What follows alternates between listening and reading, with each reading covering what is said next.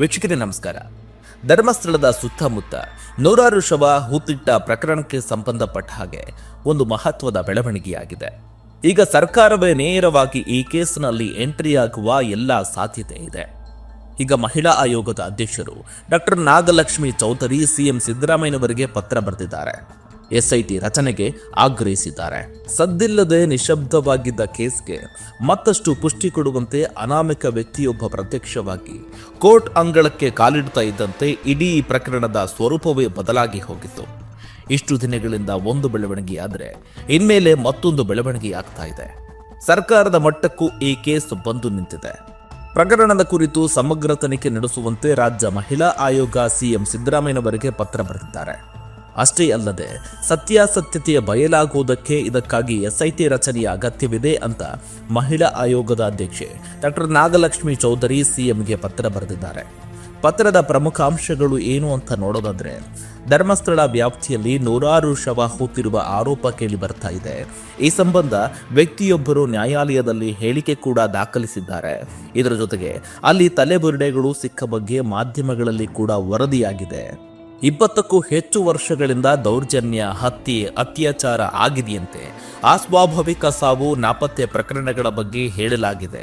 ಅನೇಕ ಕುಟುಂಬಗಳು ತಮ್ಮ ಮಕ್ಕಳ ನಾಪತ್ತೆ ಬಗ್ಗೆ ಹೇಳಿದ್ದಾರೆ. ಪೊಲೀಸ್ ಠಾಣೆಗೆ ಹೋದಾಗ ಸ್ಪಂದಿಸಿಲ್ಲ ಅಂತ ಆರೋಪ ಮಾಡ್ತಾ ಇದ್ದಾರೆ. ಹೀಗಾಗಿ ಇಡೀ ಕೇಸ್ನ ಸಮಗ್ರ ನಿಷ್ಪಕ್ಷಪಾತ ತನಿಖೆ ನಡೆಸಬೇಕಾಗಿದೆ.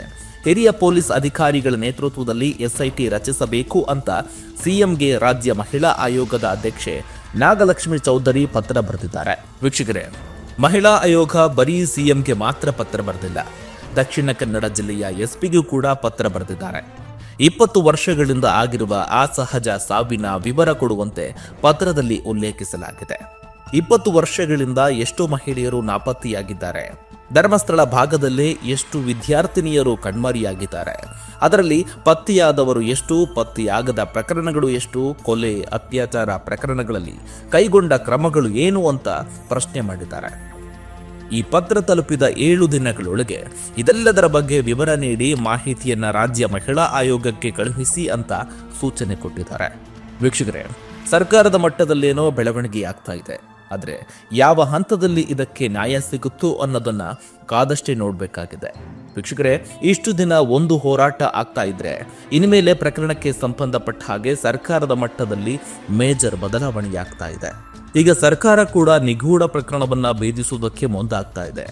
ಅನಾಮಿಕ ವ್ಯಕ್ತಿ ಈಗಾಗಲೇ ಕೋರ್ಟ್ ಮುಂದೆ ದಾಖಲಿಸಿರುವ ಹೇಳಿಕೆಯನ್ನ ಆಧರಿಸಿ ಇಡೀ ಪ್ರಕರಣದ ಸತ್ಯಾಸತ್ಯತೆಯ ಬಗ್ಗೆ ತನಿಖೆ ನಡೆಯುತ್ತಾ ಅನ್ನೋದನ್ನ ಕಾದಷ್ಟೇ ನೋಡಬೇಕಾಗಿದೆ. ವೀಕ್ಷಕರೇ, ನಮ್ಮ ವಿಜಯವಾಹಿನಿ ನ್ಯೂಸ್ ಚಾನೆಲ್ನಲ್ಲಿ ಪ್ರಮೋಷನ್, ಜಾಹೀರಾತು, ಅಡ್ವರ್ಟೈಸ್ಮೆಂಟ್ ನೀಡಲು ಸಂಪರ್ಕಿಸಿ 9535808456.